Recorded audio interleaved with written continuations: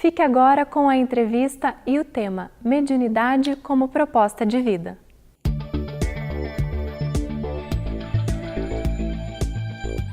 Olá, sejam bem-vindos a mais um quadro do programa A Vida em Foco. E hoje, o nosso entrevistado, com grande satisfação, com grande alegria, é um grande amigo, Daniel Dallagnol, com um tema instigante, Daniel.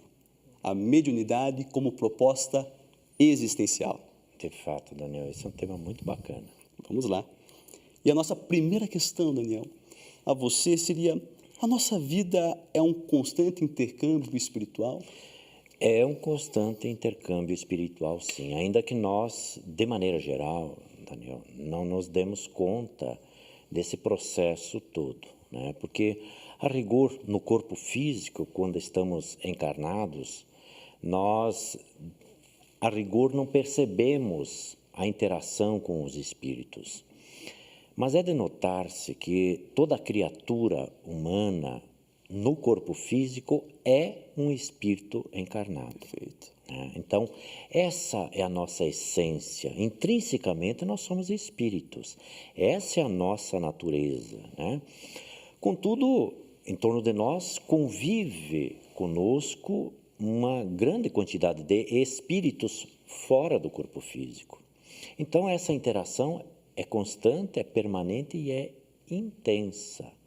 Então, as trocas se dão a todo instante. Então, o que nos difere somente deles é o corpo, seria isso, Daniel? É o corpo físico, sem dúvida nenhuma, né? Sob o ponto de vista do estado em que nós nos encontramos, sim. E que, a rigor, a interferência, nós poderíamos dizer que é quase mínima, ainda que precisamos considerar o fato de que o corpo físico interfere de modo substancial nas percepções do espírito. O corpo físico, ele funciona como se fosse um processo que cria dificuldades para as percepções do espírito, mas, sob o ponto de vista das trocas psíquicas, elas ocorrem da mesma forma, como se estivéssemos fora do corpo físico. Tamanho é o processo interativo com o mundo espiritual, né? Ok. E a outra pergunta, Daniel, que eu quero lançar a você, é se é que nós podemos, como nós podemos projetar a nossa vida espiritual futura a partir da vida física presente? Pois é.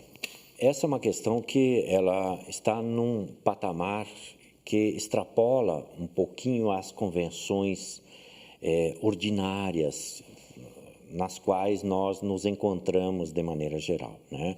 Eu digo ordinárias no seguinte sentido, que nós, a rigor, não nos damos conta, Daniel, de que nós somos espíritos imortais, né? Nós achamos que estamos no corpo físico e que a nossa vida ela se completa no corpo físico. Então, a sua pergunta ela é profunda e lança-nos para uma perspectiva extraordinária, não só filosófica, né? Não só religiosa, mas fundamentalmente sob o ponto de vista moral. Então, a nossa vivência espiritual, e a gente já antevê a projeção para a nossa vida que não se extingue fora do corpo físico, quando este morre, ela é uma continuidade da nossa vida física, da nossa existência presente.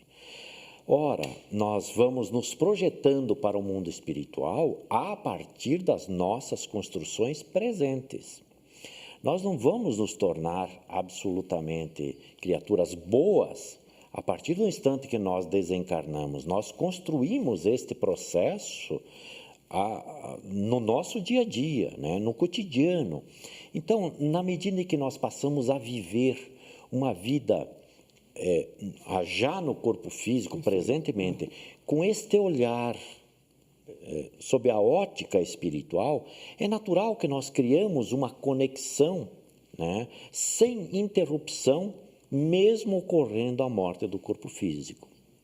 Então, nós já nos projetamos para o mundo espiritual a partir da existência presente, né?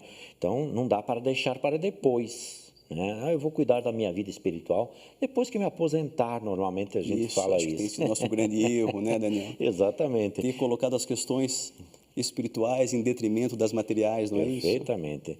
Mas é verdade, Daniel, que também normalmente nós não nos damos conta deste encargo que nós trazemos. Isso, E essa é uma tarefa individual, né? Essa é uma tarefa que ela é desenvolvida de per si. E essa é a outra pergunta, Daniel, que eu queria fazer a você. A gente desperta essa consciência, essa realidade espiritual, nos ajuda no transcorrer dessa vida, mas também na vida vindoura, no plano espiritual? Sem dúvida nenhuma, porque na medida em que nós nos reconhecemos seres imortais, portanto, entidades espirituais, né? Nós somos individualidades espirituais, né? É natural que nós já passemos a antevisão do que vai nos aguardar. Então, vivendo, sob o ponto de vista da nossa existência presente, como se espíritos somos, é natural que cria em torno de nós um halo neste sentido. Nós já introjetamos conteúdos de ordem espiritual. O grande problema das criaturas pós-desencarnação, pós-morte corporal, é identificar-se no mundo espiritual como espíritos imortais. O processo de perturbação muitas vezes é intenso, porque viveram intensamente na carne, no corpo físico, esquecendo-se da sua intimidade, da sua natureza não corporal, da sua natureza não material, da sua natureza espiritual. Que é a nossa verdadeira essência. Perfeitamente. Perfeito. Então, eu quero deixar uma pergunta para você me responder depois do intervalo, Daniel. Tá? É possível vivermos uma vida espiritualizada mesmo estando encarnados, presos ao corpo? Mas você vai me responder só após o intervalo. Ok. Vamos para uma breve pausa e logo retornamos com o segundo bloco da entrevista. Até já!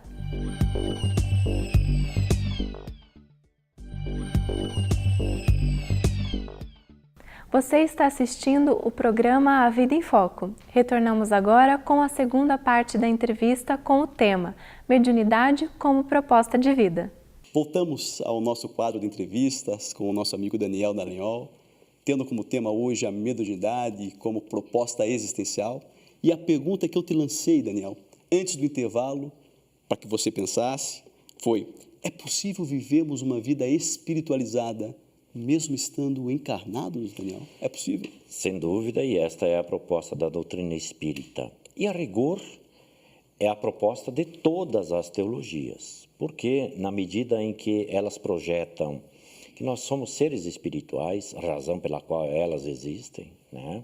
Sem o que não haveria uma proposta religiosa para o ser, a doutrina espírita nos remete a esta realidade, e conhecer a nossa realidade é o grande desafio do ser encarnado.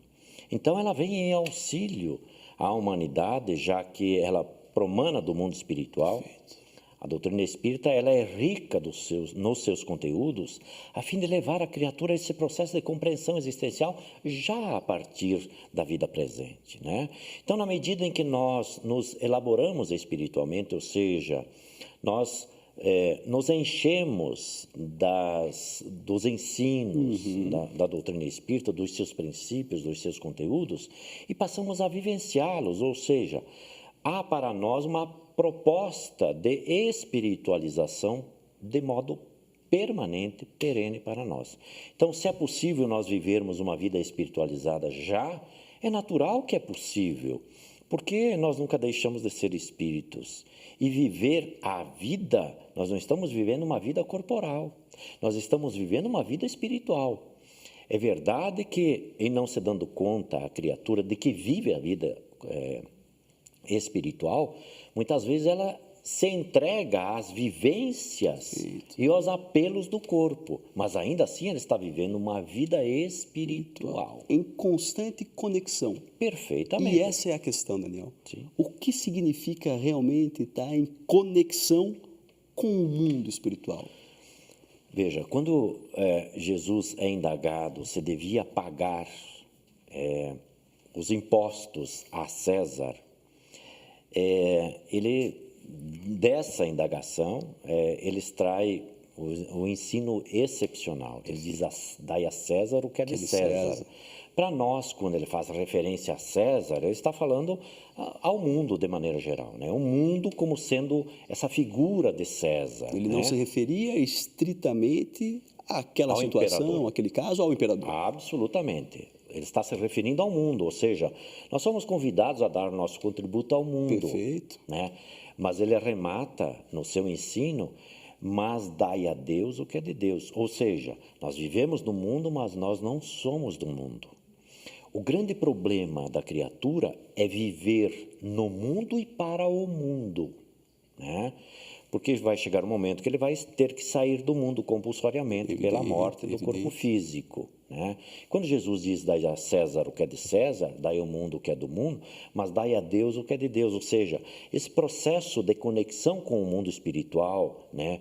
Com a vida espiritual, que é a representação de Deus, né? Sendo Ele o Criador de todas as potencialidades, porque nós somos a inteligência, né, que pulula no universo, né, e Ele é a inteligência suprema, a causa de todas as causas, para que nós não percamos a conexão com o processo. Né? Porque a criatura que perdeu a conexão com o mundo espiritual, é natural que ela vai ter uma vivência essencialmente de ordem carnal.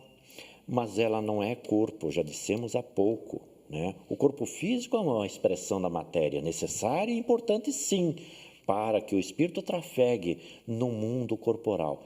Mas é perecível, a essência que permanece. Perfeito. Quando nós perdemos a conexão com o mundo espiritual, nós perdemos o endereço de nós mesmos. Às vezes nos dá a impressão de um sacrifício imenso, Daniel. Será que nós precisamos realmente viver afastados das relações comuns do nosso dia a dia para nos espiritualizarmos verdadeiramente? Absolutamente não. Jesus nos convida, e toda a proposta doutrinária espírita e a proposta saudável de todas as religiões deve ser exatamente na convivência com os seus irmãos. Perfeito. Os espíritos, abordando essa questão, sob o ponto de vista da retirada do convívio social, eles absolutamente não aprovam. Porque é no convívio social é que nós maturamos as nossas relações. Nós aprendemos com as criaturas menos favorecidas, nós aprendemos com o que mora na mansarda, nós aprendemos com o que mora no palácio, nós aprendemos com a dor, nós aprendemos com a dádiva, nós aprendemos com a caridade, e isso seria retirado da criatura quando ela se renega ao convívio social. Então, o processo de espiritualização, o processo de elevação de ordem moral, está exatamente nesse caldo que nós formamos, porque ali nós também depositamos os nossos conteúdos. Se fosse contrário, o ensino proposto pela divindade e por Jesus no seu evangelho, não estaria instituída a chamada família. E a família é o núcleo educativo dos seres, né? É o primeiro e o mais importante núcleo educativo da sociedade. Então, ali nós somos chamados ao convívio. Nos apartarmos dessa oportunidade significaria dizer que nós não estamos aproveitando, né, as oportunidades educativas tão valiosas para a alma. Nós precisamos desse caldo. Compreendido, Daniel. Você citou o Evangelho, citou Jesus, e eu gostaria de saber justamente agora se no Evangelho do Cristo há alguma proposta para nós ganharmos essa elevação espiritual. Ele falou alguma coisa, fez algo para nos ensinar sobre isso? Ele fez tudo e falou tudo para nós, né? Mas, fundamentalmente, para esse processo de espiritualização, é necessário que nós vivamos a sua proposta moralizadora, né? Não há como nos construirmos espiritualmente falando sem a vivência dos princípios exarados no Evangelho de Jesus, né? Não há criatura que se construa moralmente sem conhecer os princípios que Jesus nos apresentou. O que não quer dizer que as criaturas que não estejam sob a égide do cristianismo não evoluam, em absoluto. Mas todas elas devem se pautar por aquilo que norteia os ensinos propostos por Jesus. Que são ensinos morais universais. Perfeitamente. Para todas as crenças. Perfeitamente. Para todas as classes sociais. E para a gente finalizar, Daniel, o que se dá, como se dá, na verdade, esse intercâmbio espiritual saudável e equilibrado, mesmo nós não sendo médios? Como isso ocorre? Pois é, este é o grande desafio das criaturas, né? Porque muitas vezes nós nos colocamos assim: eu não sou médio, portanto, eu não ouço o que os espíritos têm para me dizer, né? Eu não os vejo ordinariamente, né? E, portanto, eu não sei o que eles estão dizendo para mim. Mas eles não nos falam às ouças, né? Eles não se apresentam aos nossos olhos físicos, eles nos falam a intimidade de acordo com as nossas estruturas morais já desenvolvidas, né?